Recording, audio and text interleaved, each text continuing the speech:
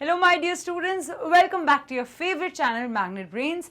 मैं हूं आपकी science educator doctor Muskan and students Magnet Brains provide करते हैं हाई क्वालिटी एजुकेशन किंडरगार्टन से लेकर क्लास 12 तक। यहाँ पे आपको किसी भी तरीके के ट्रांजैक्शन पेमेंट की नीड नहीं है, क्योंकि मैग्नेट ब्रेन्स आप तक पहुंचाते हैं एकदम फ्री ऑफ एजुकेशन, वो भी बहुत ही बढ़िया हाई क्वालिटी।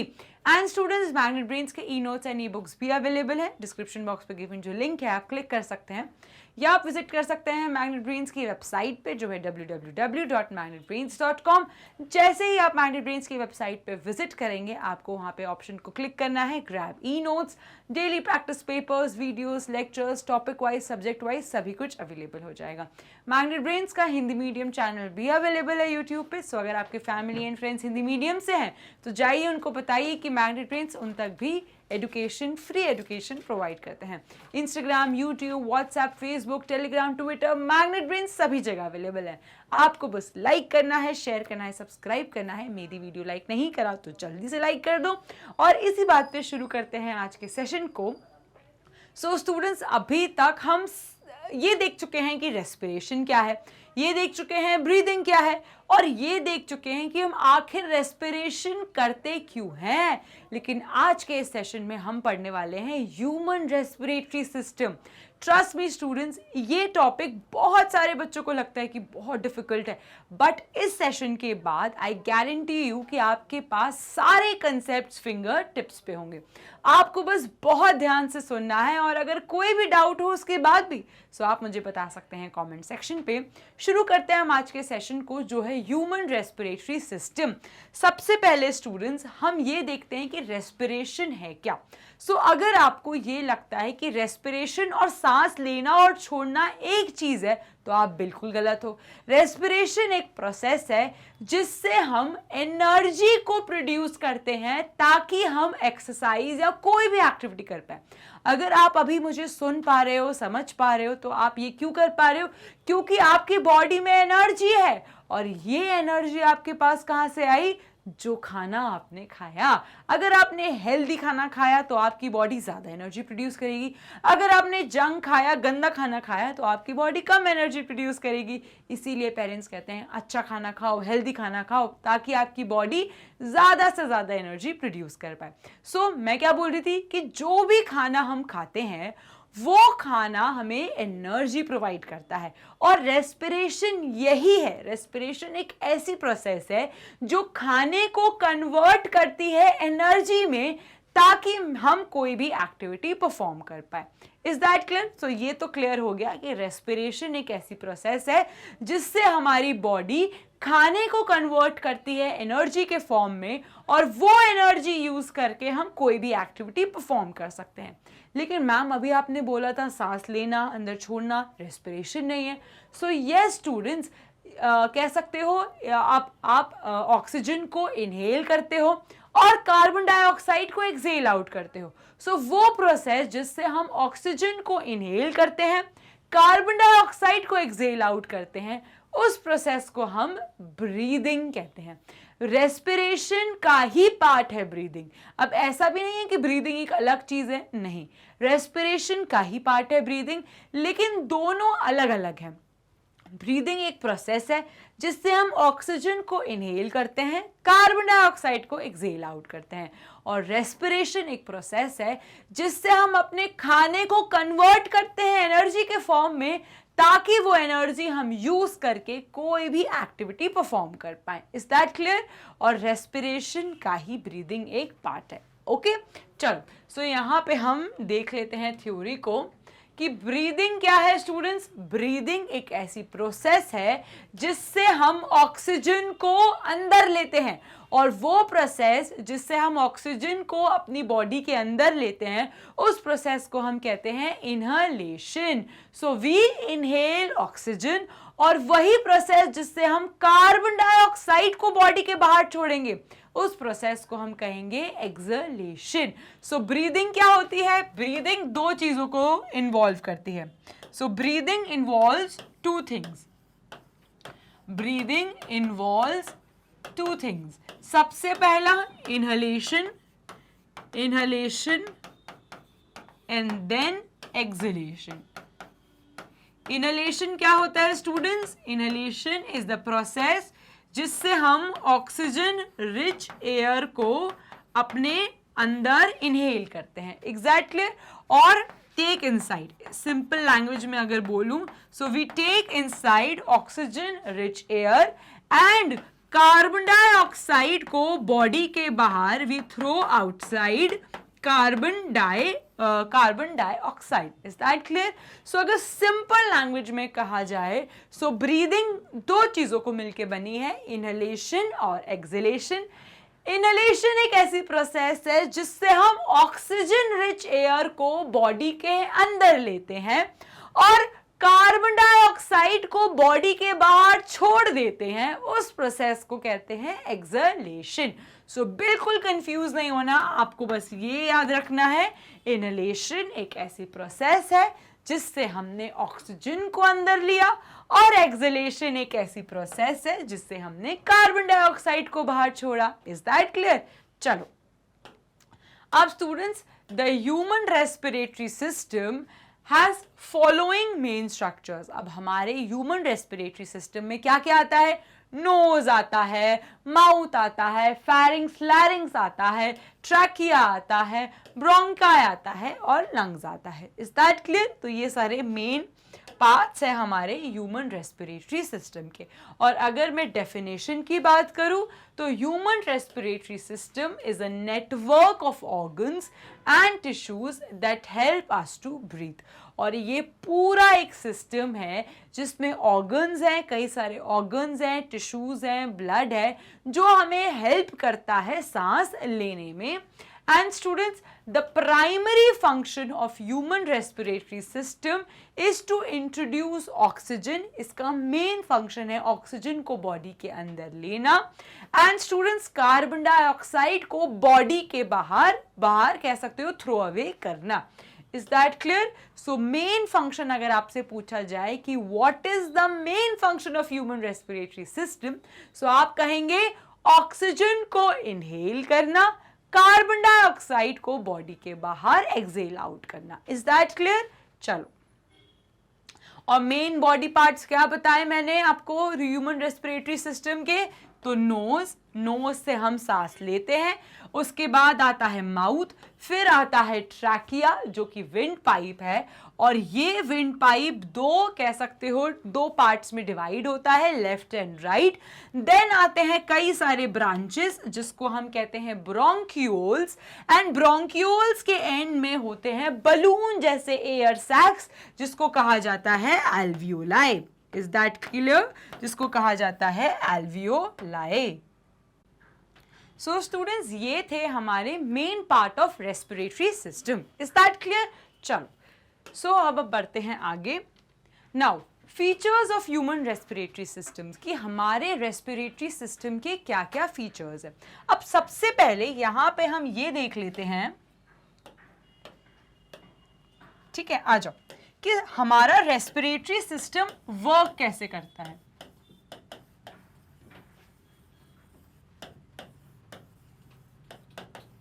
अब स्टूडेंट, सबसे इंपॉर्टेंट चीज जो हमने पढ़ी थी वो थी ब्रीदिंग। ब्रीदिंग एक ऐसा फिनोमेना है जिससे हम ऑक्सीजन को इनहेल करते हैं और कार्बन डाइऑक्साइड को बाहर एक्सहेल आउट करते हैं।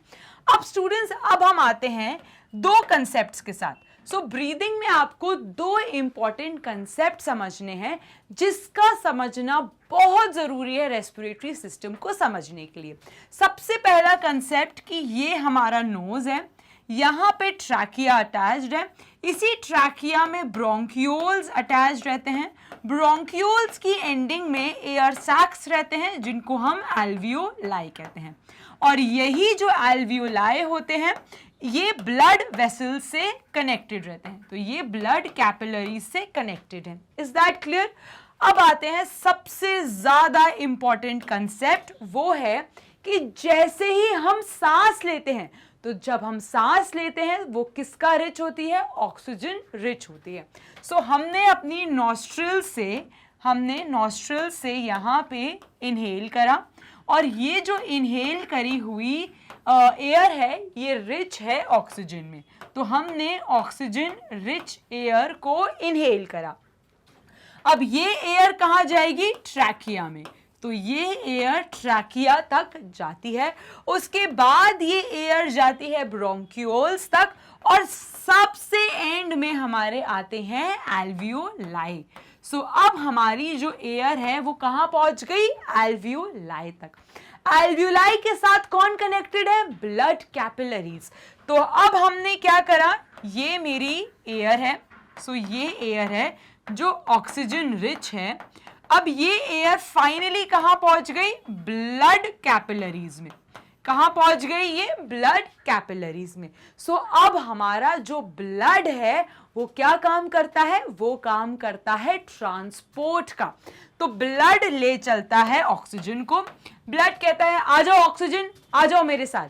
तो ये मेरा ब्लड है, इसने कैरी कर लिया ऑक्सीजन को। अब ये जो ब्लड है ये पहुंच जाएगा कहां? मेरी सेल के पास। तो ये जो ब्लड है ये पहुंच गया सेल के पास। अब सेल के पास क्या है? जो भी खाना हम खाते हैं रोजमर्रा की जिंदगी में, वो खाना बहुत कॉम्प्लेक्स होता है। वो खाना छोटे छोटे पीसेस में ब्रेक डाउन होता है डाइजेशन की मदद से, और फाइनली वो ग्लूकोज के फॉर्म में सेल के अंदर पहुंच जाता है। सो हमारी जो सेल है इसके अंदर क्या है? इसके अंदर है ग्लूकोज। और ग्लूकोज कहां से आया? ग्लूकोज वही खाना है जो हमने खाया, वो ब्रेक डाउन होके सेल के अंदर आ गया। Is that clear? सो अब आपका जो ब्लड है वो ऑक्सीजन लेके कहां पहुंच जाएगा? सेल के अंदर। सो यहां पे दो बहुत इंपॉर्टेंट चीज हो रही है। पहली इंपॉर्टेंट चीज जो यहां पे हो रही है वो है ऑक्सीजन का ट्रांसफर ब्लड में। तो यहां पे क्या हो रहा है? यहां पे दो इंपॉर्टेंट चीज हो रही है कि ऑक्सीजन जो है वो ब्लड में ट्रांसफर हो रहा है। ऑक्सीजन जो है वो ब्लड में ट्रांसफर हो रहा है। अब दूसरी इंपॉर्टेंट चीज क्या हो रही है? ब्लड का जो ऑक्सीजन है वो सेल में ट्रांसफर हो रहा है। दूसरी इंपॉर्टेंट चीज, ब्लड का ऑक्सीजन सेल यानी कि टिश्यू तक ट्रांसफर हो रहा है। Is that clear? तो अब आपको समझना है कि यहाँ पे दो बहुत ही ज्यादा इंपॉर्टेंट चीज हो रही है। सबसे पहले जो ऑक्सीजन हमने इनहेल करा था वो लंग्स तक पहुंच गया, लंग्स से वो ब्लड तक पहुंच गया। अब ये जो ब्लड है ये व्हीकल है, ये ऑक्सीजन को अपनी पीठ पे बिठाएगा, बोलेगा आ जाओ ऑक्सीजन, और ये ऑक्सीजन लेकर वो सेल तक पहुंच जाएगा। सो अब हमारा ऑक्सीजन पहुंच गया सेल के अंदर। अब आप मुझसे पूछोगे मैम ये सेल क्या है? सो स्टूडेंट्स, हमारे जो ऑर्गन्स रहते हैं वो छोटे छोटे स्ट्रक्चर और फंक्शनल यूनिट से मिलके बने हैं, और ये छोटे छोटे जो फंक्शनल यूनिट है इनको हम सेल कहते हैं। तो हर ऑर्गन के पास छोटे छोटे सेल्स हैं, और उन सेल्स के पास क्या है? ग्लूकोज। और ग्लूकोज कैसे आया? ये वही खाना है जो आपने खाया था, वो खाना आपके सेल में ग्लूकोज के फॉर्म में पहुंच जाता है। Is that clear? सो अब आपके सेल में ग्लूकोज है और आपने ऑक्सीजन पहुंचा दिया।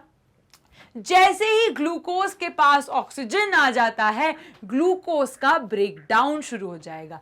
अब यहां पे ऑक्सीजन पहुंच गया।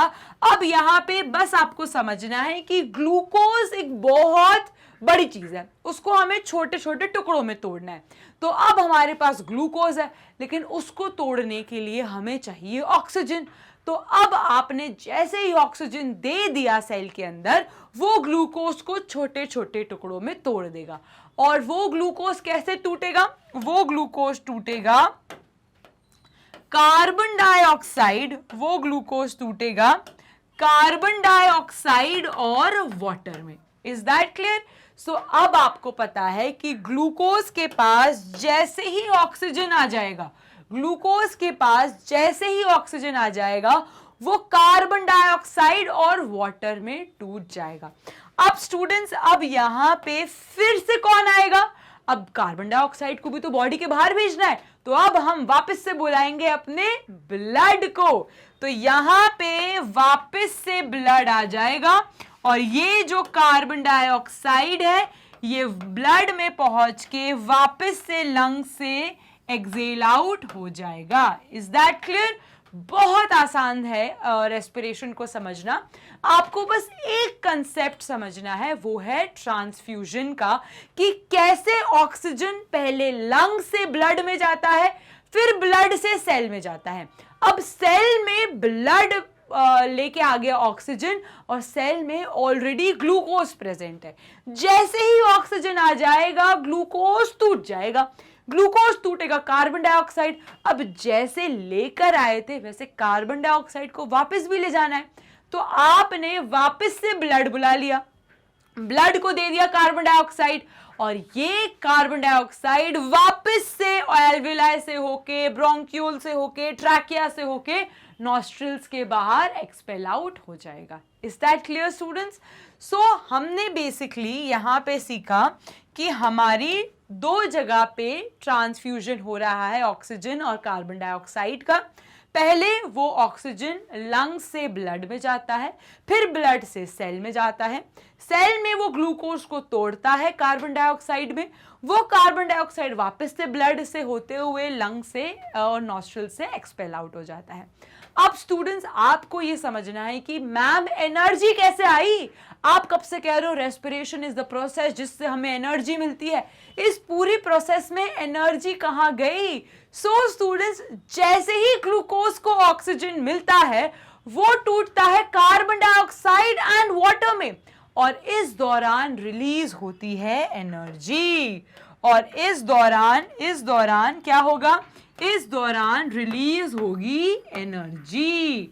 और एनर्जी किस फॉर्म में रिलीज होती है? एटीपी के फॉर्म में। एटीपी का फुल फॉर्म है एडिनोसिन ट्राइफॉस्फेट।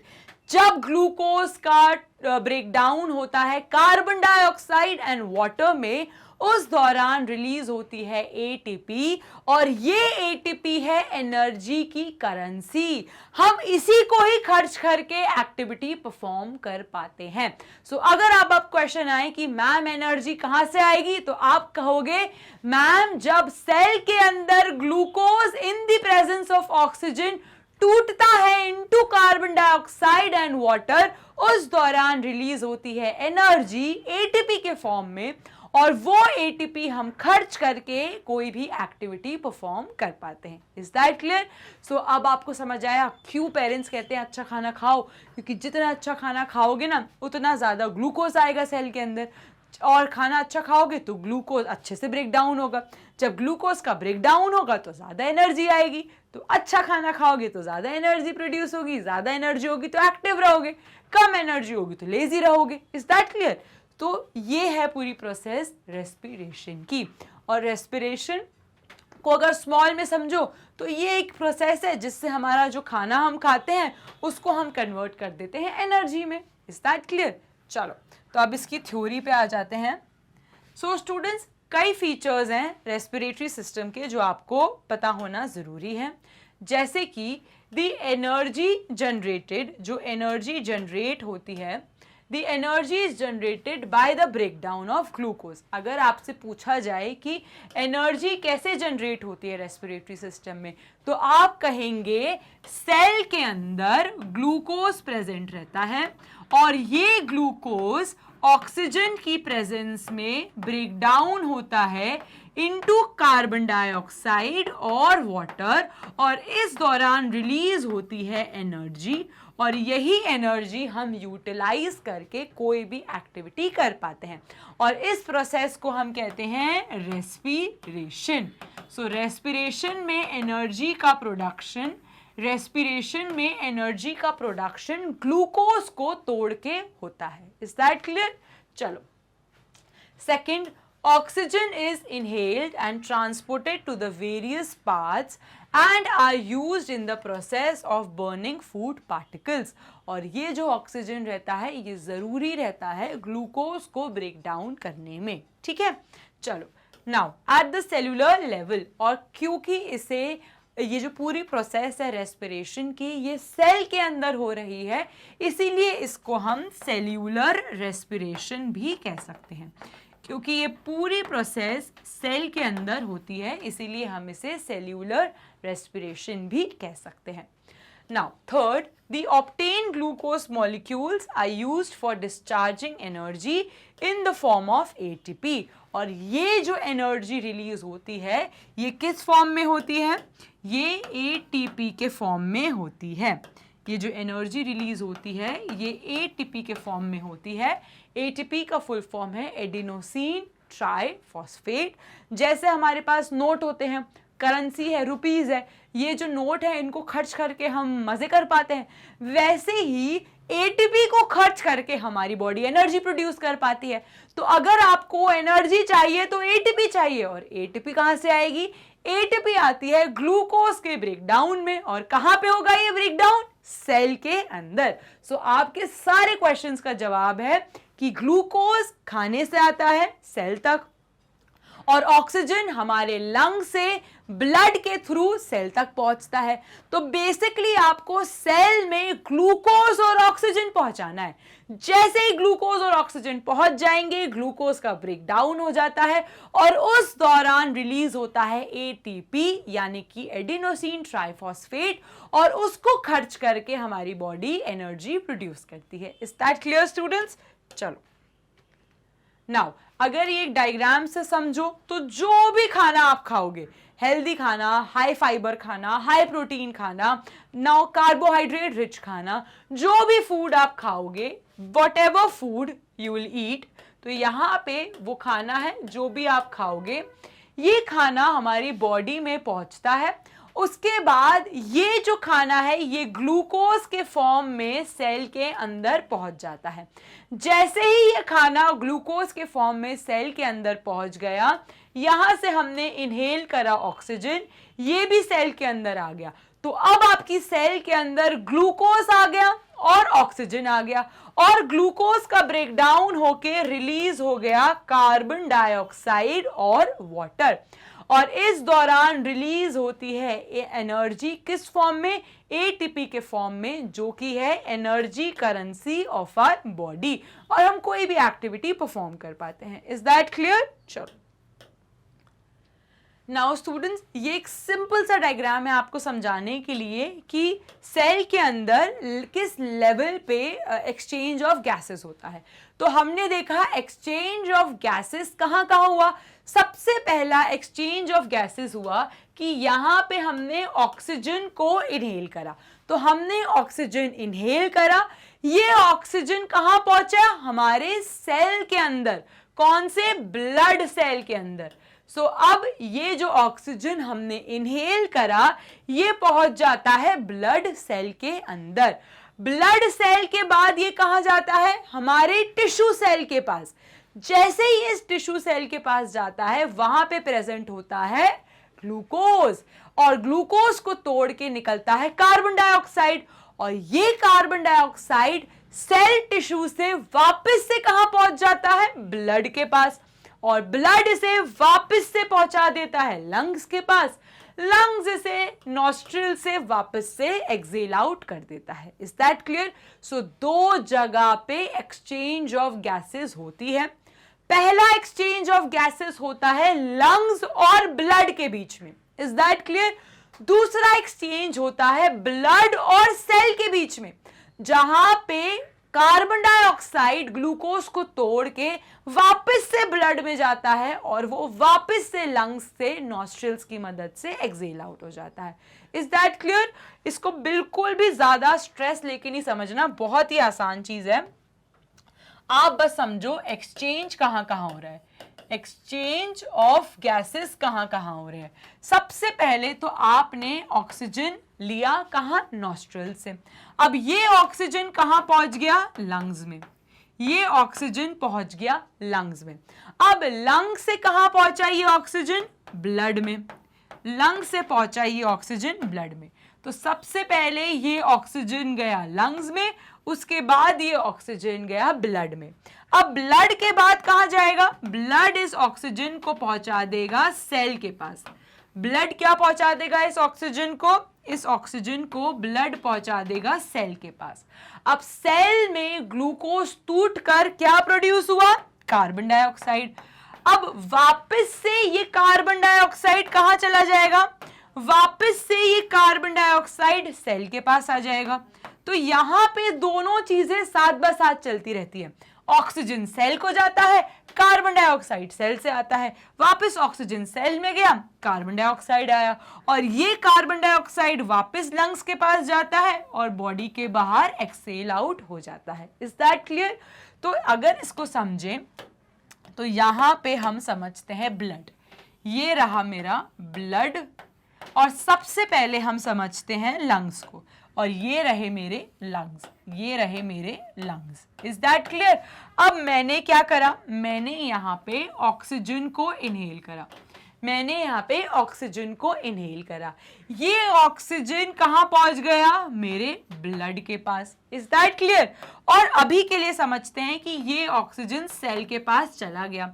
सेल से क्या आया, सेल से आया कार्बन डाइऑक्साइड, सेल से आया कार्बन डाइऑक्साइड, और ये वापस से लंग्स पे गया और ये लंग्स के बाहर एक्सेल आउट हो गया। Is that clear?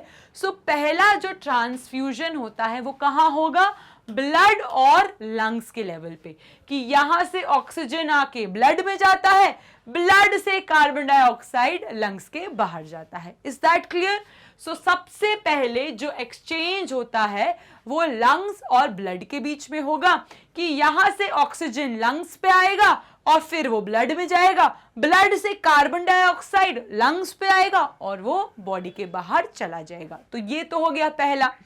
अब आते हैं दूसरा जो लेवल है, दूसरा जो एक्सचेंज है वो होगा लंग्स के बीच में, सॉरी स्टूडेंट्स, ब्लड के बीच में। ये रहा मेरा ब्लड और ये रहा मेरा सेल, तो ये रहा मेरा ब्लड और ये रहा मेरा सेल। Is that clear? अब ब्लड के पास आ गया ऑक्सीजन, कहां से, लंग से। सो ब्लड के पास आ गया ऑक्सीजन लंग से, और ये ऑक्सीजन वो सेल के पास दे देगा। अब जैसे ही वो सेल के पास देगा, सेल के पास क्या है, ग्लूकोज, और ग्लूकोज को जैसे ही क्या मिल जाएगा, ऑक्सीजन मिल जाएगा, वो ब्रेक डाउन हो जाएगा कार्बन डाइऑक्साइड और वाटर में, और वही सेम चीज, ये कार्बन डाइऑक्साइड ब्लड पे जाएगा, ब्लड से लंग्स पे जाएगा और लंग्स से बॉडी के बाहर एक्सेल आउट हो जाएगा। Is that clear? और इस पूरी प्रोसेस को हम कहते हैं दूसरा एक्सचेंज। पहला एक्सचेंज लंग्स और ब्लड के बीच में होता है, दूसरा एक्सचेंज ब्लड और सेल के बीच में होगा। कितना आसान है, और स्टूडेंट्स बहुत ही इजी है समझना। आप बस एक बार कंसेप्ट समझ लो एंड देन आप कभी भी लाइफ टाइम नहीं भूलोगे कि रेस्पिरेटरी सिस्टम है क्या। अब ये कई पार्ट्स हैं हमारे रेस्पिरेटरी सिस्टम के, जैसे एक्सटर्नल नॉस्ट्रिल्स जो हेल्प करता है सांस को लेने में, नेजल चेम्बर जहाँ से सांस यहाँ से ट्रैवल करती है, which is aligned with hair और म्यूकस, ताकि वो इजीली डस्ट और डर्ट को वो कर सके, फिल्टर कर सके। फिर आते हैं फैरिंग्स, it is a passage behind the nasal chamber, हमारे नेजल चेम्बर के पीछे ये फैरिंग्स होता है, और स्टूडेंट्स बेसिकली ये पैसेज रहता है हमारे बोथ एयर एंड फूड का कॉमन पैसेज रहता है। फिर आते हैं लैरिंग्स जो कि साउंड बॉक्स है। एपिग्लॉटिस ये एक फ्लैप है जो हेल्प करता है ग्लॉटिस को कवर करने में। ट्रैकिया इज द मेन, कह सकते हो, विंड पाइप, जहां से आपके ब्रोंक्यूल्स कनेक्टेड रहते हैं। ब्रोंकियाई लेफ्ट एंड राइट ब्रोंकाई होते हैं, ब्रोंकाई में कई सारे नेटवर्क होते हैं ब्रोंक्यूल्स के, ब्रोंक्यूल्स के एंड में कई सारे एयर सैक्स रहते हैं जिनको हम एल्वुलाई कहते हैं, और ये दोनों left and right bronchi, bronchioles and alveoli मिला के लंग्स बनाते हैं। और ये जो लंग्स हैं इनकी जो डबल लेयर मेम्ब्रेन है इसको हम प्लूरा कहते हैं। Is that clear? चलो, सो ये तो एक जिस्ट है आपको बताने के लिए कि रेस्पिरेटरी सिस्टम में आखिर है क्या। अगर डायग्राम से समझें तो सबसे पहले नोज होती है, उसके बाद आते हैं आपका माउथ, फिर आते हैं, देखो ये जो पाइप दिख रहा है आपको, ये है ट्रैकिया। ये ट्रैकिया जो है ये दो है, लेफ्ट एंड राइट। अब यहाँ पे एक नेटवर्क जैसे स्ट्रक्चर दिखते हैं जिसको हम ब्रोंक्यूल्स कहते हैं, और इन्हीं ब्रोंक्यूल्स के एंड में कई सारे ऐसे गुब्बारे जैसे, देखो कई सारे ऐसे गुब्बारे जैसे सैक बने रहते हैं, ये बलून की तरह होते हैं। ऐसे बलून फूल के पिचक जाता है, फूल जाता है, पिचक जाता है, उसी तरीके से ये एल्वुलाई प्रेजेंट रहते हैं यहाँ पे एंडिंग में। तो यहाँ पे कई सारे एल्वुलाई प्रेजेंट हैं ब्रोंक्यूल्स के एंडिंग में। Is that clear? सो ये पूरा डायग्राम है हमारे रेस्पिरेटरी सिस्टम का। अब स्टूडेंट्स अगर मैं बात करूं इनहेलेशन और एक्सहेलेशन की, तो इनहेलेशन एक प्रोसेस है जिससे हम सांस अंदर लेते हैं, और यहीं अगर मैं बात करूं एक्सहेलेशन की, तो वो प्रोसेस है जिससे हम सांस बाहर छोड़ते हैं। अब जो सांस हम अंदर लेते हैं उसमें ऑक्सीजन रहता है, और जो सांस हम बाहर छोड़ते हैं उसमें कार्बन डाइऑक्साइड रहता है। Is that clear?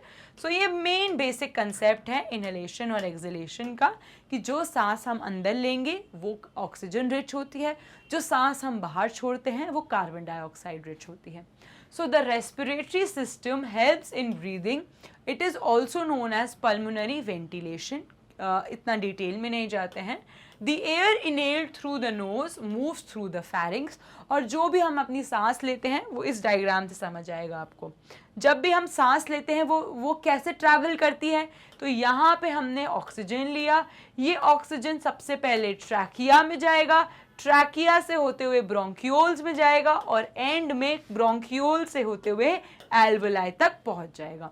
सो ये एक पैसेज है जो हमारा एयर ट्रैवल करता है। और इसी की जगह अगर मैं बात करूं तो वापस से कार्बन डाइऑक्साइड यहीं से ही आती है, एल्वुलाई से कार्बन डाइऑक्साइड यहीं से ही आएगी, और यहीं से ही होते हुए वो वापस ट्रैकिया के होते हुए माउथ से बाहर एक्सेल आउट हो जाएगी। Is that clear?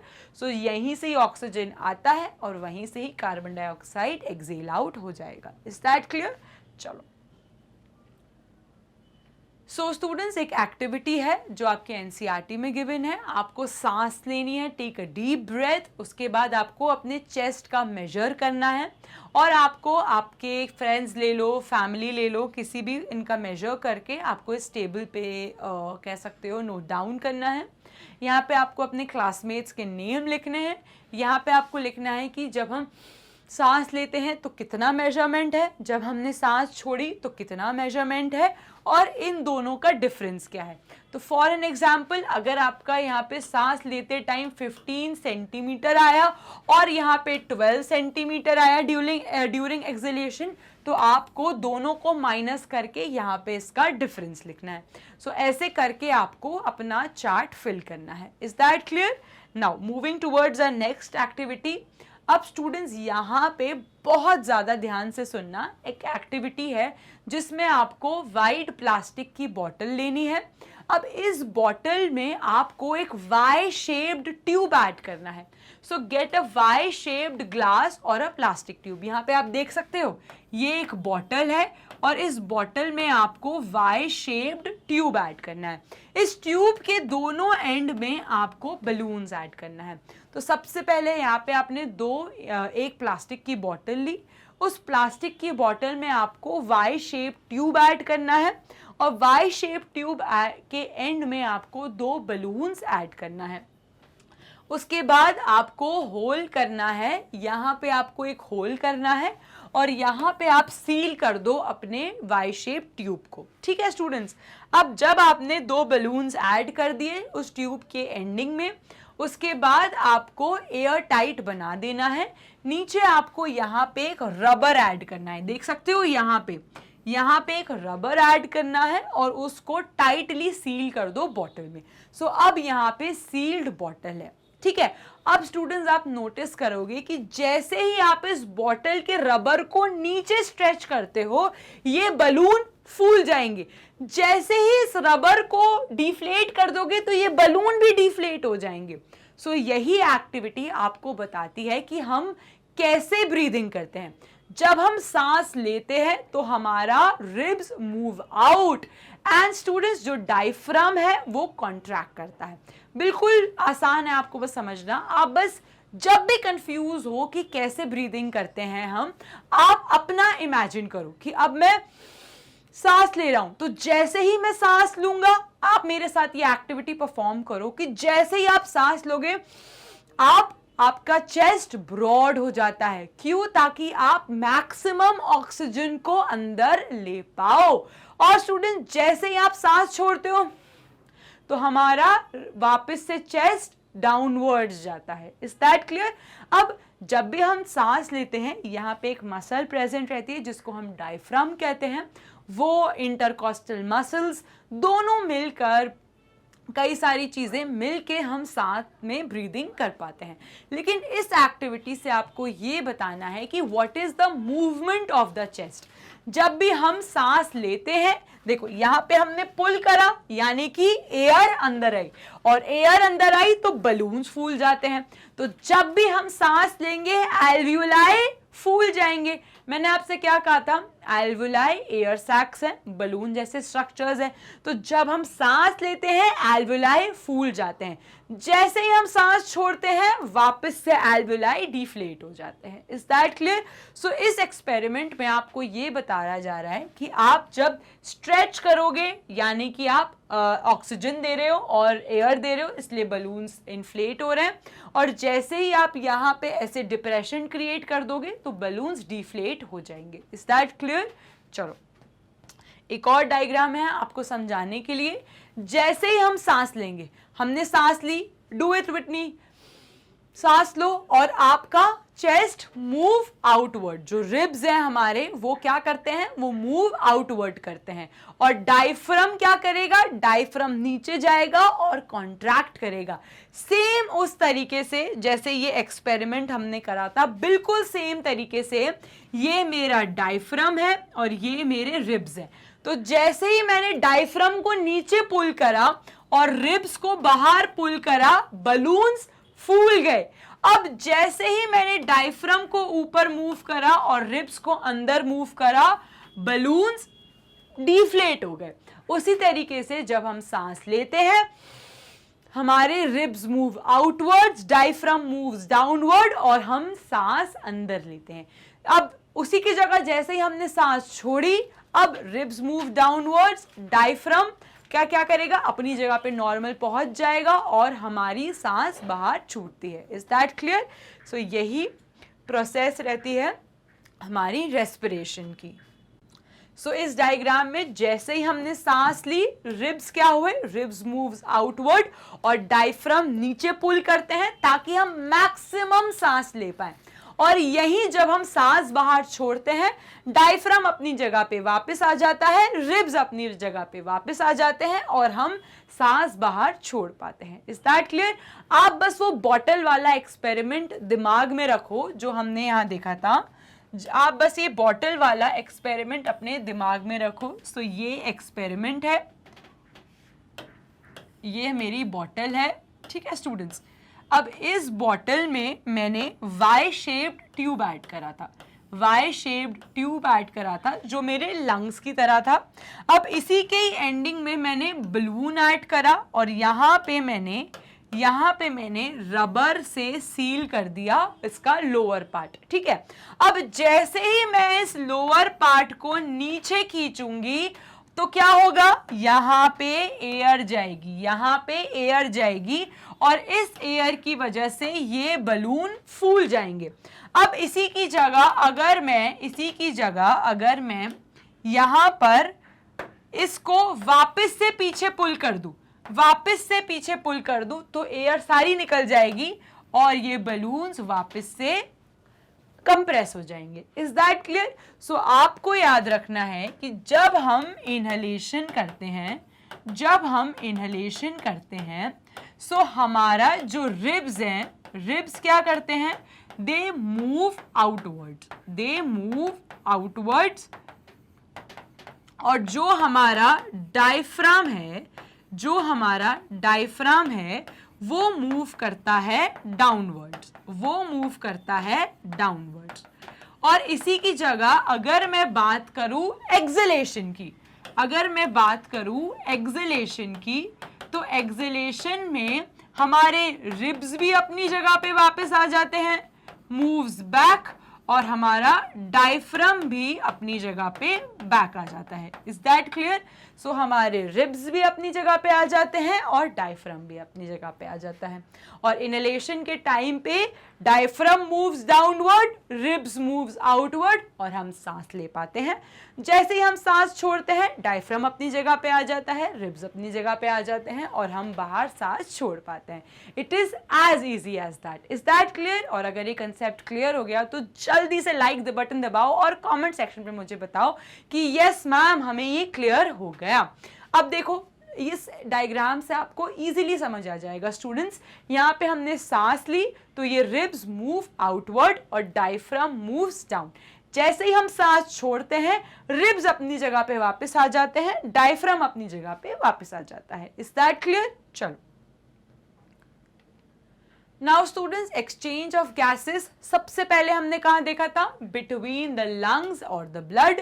यहाँ पे लंग से ऑक्सीजन होते हुए ब्लड में जाता है, ब्लड वापस से कार्बन डाइऑक्साइड लेके लंग से बाहर छोड़ देता है। ठीक है, सो यहाँ पे भी वही चीज हो रही है। सबसे पहले ऑक्सीजन लंग्स पे जाएगा, फिर वो ऑक्सीजन हमारे ब्लड में जाता है, ब्लड से वापस से सेल पे जाएगा। अब सेकेंड हो रहा है ब्लड और सेल के बीच में, जहां पे ब्लड ऑक्सीजन को सेल तक पहुंचाता है, सेल से कार्बन डाइऑक्साइड लेके ब्लड वापस से लंग्स तक पहुंचाता है। सो दो लेवल पे यहाँ पे एक्सचेंज होता है।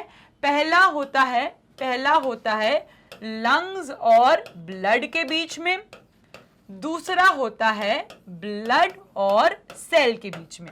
सो यहाँ पे दो जगह पे एक्सचेंज होता है। पहला होता है लंग्स और ब्लड के बीच में, दूसरा होता है ब्लड और सेल के बीच में। बस इतना याद रखना है और कुछ डिटेल में नहीं जाना, आपको बस इतना याद रखना है कि दो जगह पे कार्बन डाइऑक्साइड और ऑक्सीजन का एक्सचेंज होता है।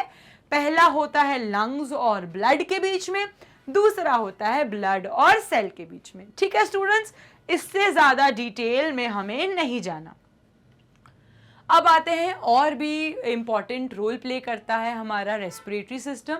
जैसे वोकल कॉर्ड्स, हम जब सांस लेते हैं तो वाइब्रेट करते हैं जिसकी वजह से हमारी आवाज़ निकल पाती है। दूसरा स्मेलिंग के भी बहुत इंपॉर्टेंट रोल एक्ट करता है। तो while speaking the muscle in the larynx, जो हमारी मसल है लैरिंग्स की, वो मूव करती है, वाइब्रेट करती है और इसी मसल्स के मूव होने की वजह से हमारी आवाज़ निकल पाती है। तो अगर हमारी आवाज़ निकल पा रही है तो वो रेस्पिरेशन की मदद से, क्योंकि रेस्पायर हम कर रहे हैं, वो वाइब्रेट होता है हमारे वोकल कॉर्ड्स और वोकल कॉर्ड्स के वाइब्रेशन की वजह से मेरी आवाज़ निकल पाती है। दूसरा आता है स्टूडेंट्स, हमारे जो साउंड होते हैं वो भी अलग अलग वाइब्रेशन की मदद से होते हैं। तो जैसा वाइब्रेशन होगा वैसे ही साउंड्स प्रोड्यूस होंगे। Is that clear?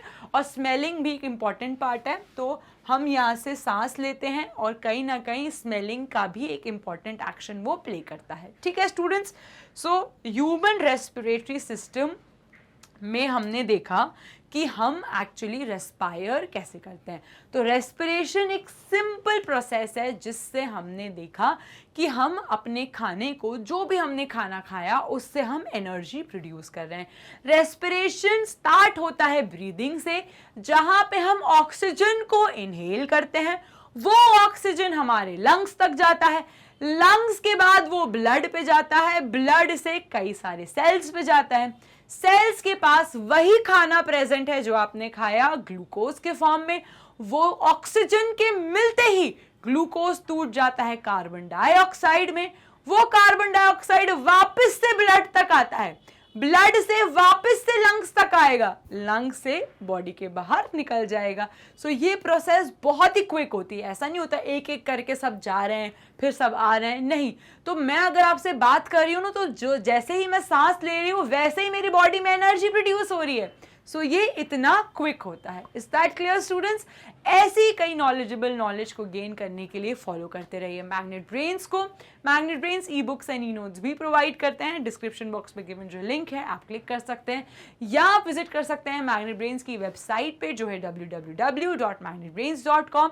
वहां जाके आपको क्लिक करना है इस ग्रैब ई नोट्स ऑप्शन पे। जैसे ही आप इस ऑप्शन को क्लिक करोगे daily practice papers, videos, lectures सभी कुछ अवेलेबल हो जाएगा। होगा। साथ ही साथ मैग्नेट ब्रेन्स का हिंदी मीडियम चैनल भी अवेलेबल है यूट्यूब पे। सो अगर आपकी family and friends Hindi medium से हैं तो जाइए उनको बताइए कि मैग्नेट ब्रेन्स उन तक भी फ्री एजुकेशन प्रोवाइड करते हैं। CBSE board, Delhi board, Bihar board, UP board, Rajasthan board, MP board, सारे ही बोर्ड को magnet brains free education provide करते हैं। Is that clear?